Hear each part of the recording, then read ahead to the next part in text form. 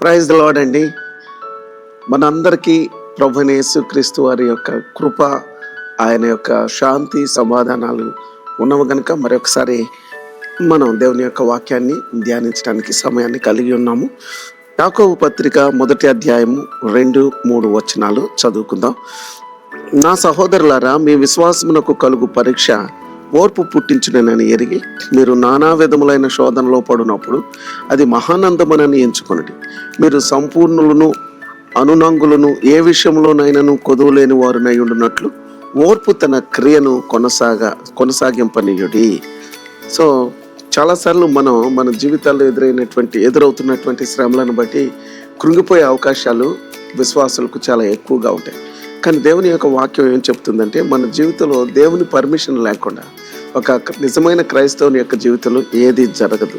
ఏదైనా ఒకవేళ సంభవించిందంటే దాని పట్ల మనం పాజిటివ్గా స్పందించాలి. ఎలా పాజిటివ్గా స్పందించాలంటే, ఇదిగో మనకు కలిగే శ్రమలలో మనకు ఏదో ఒక మంచి అనేటువంటిది దేవుడు దాచి ఉంచాడు అనేటువంటి విషయాన్ని మనం నమ్మాలి. అది మహానందంగా ఎంచుకోవాలి. ఇది కొంత విశ్వాసానికి పరీక్షగా మనం దీనిని ట్రీట్ చేయాలండి. ఎందుకంటే శ్రమలు అనేటువంటివి ఈనాటి బోధనలు కూడాను శ్రమలకు దూరంగా క్రైస్తవుని జీవితం మెరుగులు దిద్దే ప్రయత్నంలో ముందుకు సాగుతూ ఉన్నది. కానీ దేవుని యొక్క వాక్యపు వెలుగులో మనం చూసినప్పుడు శ్రమలే ఒక వ్యక్తిని మరి ఒక ఉన్నతమైనటువంటి విలువలు కలిగినటువంటి క్రైస్తవుడిగా మారుస్తుంది అనేటువంటిది బైబిల్ యొక్క సత్యం. సో ఇక్కడ కొంతమంది జీవితాలలో వచ్చేటువంటి సమస్యలు వారి జీవితాన్ని ఉన్నతమైనటువంటి స్థితికి లేవనెత్తుతాయి. So God uses pain to help us to grow అన్నాడు ఒక భక్తుడు.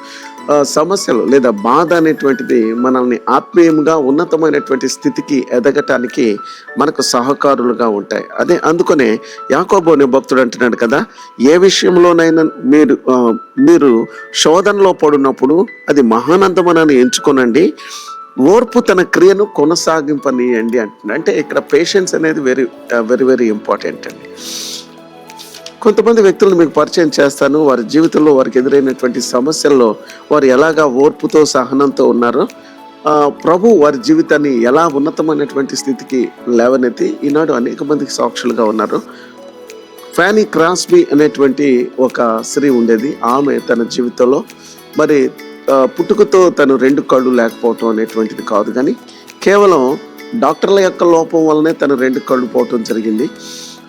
అలాంటి ఫ్యానీ క్రాస్బీ తన జీవితంలో కృంగిపోకుండా మరి దేవుని యందు విశ్వాసం ఉంచినటువంటి స్త్రీగా ఉన్నది. ఆమె అనేక మంది వైద్యుల దగ్గరికి వెళ్ళినా కానీ తాను కోల్పోయినటువంటి ఆ యొక్క మరి చూపును మరలా తిరిగి పొందలేకపోయింది. కాబట్టి ఒక స్త్రీ ఆమెకు దేవుని యొక్క ప్రణాళికను గురించి చెప్పినప్పుడు ఫ్యానీ క్రాస్బీ దేవుని యొక్క ఉద్దేశాన్ని తెలుసుకునే ప్రయత్నంలో దేవుని సన్నిధిలో ప్రార్థించినప్పుడు ఆమెలో ఉన్నటువంటి ఒక నిగూఢమైనటువంటి ఒక తలాంతును దేవుడు ఆమెకు చూపించడం జరిగింది. అదేంటంటే, ఆమె చక్కటి సంగీతానికి సంబంధించినటువంటి జ్ఞానం ఆమెకున్నది కనుక చక్కటి పాటలను రచించి వాటిని మంచిగా పాటలుగా ట్యూన్ చేసి ఆమె అనేక మంది మధ్య పాట పాడటం, తర్వాత ఆమె పాటలు ప్రపంచ ప్రాచుర్యంలోకి వెళ్ళటం, డాక్టర్ బిల్లీ గ్రహం గారు తన యొక్క సువార్త పరిచర్యలో కూడా ఆమెను మరి పాటల్లో పాడటానికి వాడుకోవటం, ఆమె రాసిన పాటలను కూడా ప్రపంచానికి పరిచయం చేయడం జరిగింది. సో ఫ్యానీ క్రాస్బీ జీవితంలో దాదాపు 2000 పాటలు ఈ రోజున ప్రపంచంలో ఉన్నటువంటి క్రైస్తవ సంఘాలు పాడుకుంటున్నారంటే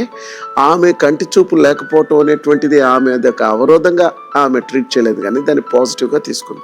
ఇప్పుడు ఈ సందేశాన్ని వింటున్నటువంటి మనలో చాలామంది దేవుని మీద సణుక్కోవటం, గొనుక్కోవటం, నా జీవితంలోనే ఇది ఎందుకు సంభవించాలి అని చెప్పి ప్రభువును ప్రశ్నించటం, తర్వాత వారి యొక్క సమస్యల్లోనే వారి జీవితంను దుఃఖంగా వాళ్ళ సమస్యల్లోనే వాళ్ళ జీవితాన్ని ముగించడం ఈరోజు చూస్తూ ఉన్నాం. కానీ దేవుని యొక్క వాక్యం ఎరిగినటువంటి మనం ప్రియులారా, అలా కాకుండా దేవుని యొక్క ఉద్దేశాన్ని మన పట్ల నెరవేర్చడం కోసం మనం ఓర్పుగా ఉండాలి. ఈ కీడు కొనను ప్రభు మేలుగా మార్చగలడు.